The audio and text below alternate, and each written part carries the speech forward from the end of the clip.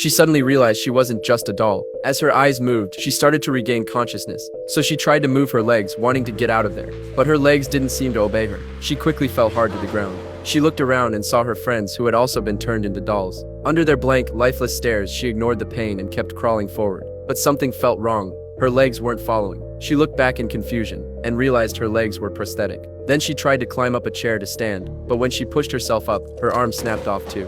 That's when she realized all her limbs were attached parts. She couldn't help but cry, but her tears flowed backward. Turns out, it was all just in her head. In reality, she was still a motionless doll. Meanwhile, one of her friends had already been dumped in an amusement park. When the security guard found her, she wasn't breathing anymore.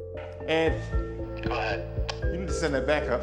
Soon, the FBI's Behavioral Analysis Unit took over the case. Because this was part of a serial case. The body found this time was the second victim. The previous victim was also left in an amusement park, but not on the carousel. She was placed on a swing. The killer went through great effort to dress up the victims and position their bodies somewhere highly visible, wanting them to be found looking their best. From a criminal psychology point of view, that usually suggests the killer feels guilt toward the victims. The police reviewed the first victim's case but found the two victims were of different races and had no connection in life whatsoever. The coroner couldn't even find any signs of physical violence. The cause of death was long-term injection of a mind-controlled drug, which severed the connection between the muscles and nerves, leaving the victims completely paralyzed for long periods of time, but fully conscious. They could keep their eyes open the entire time. That's why we saw what happened at the beginning. The autopsy also showed that the killer used IV drips to provide nutrients to the victims. Such attention to detail actually fits the profile of a female killer, because female serial killers usually don't care about the victim's race. And since the victims were all small and slender, it's possible that a woman, with the help of equipment, could have moved the bodies on her own. Speaking of the victims' bodies, the coroner noticed that the clothes fit them perfectly, as if they were tailor-made.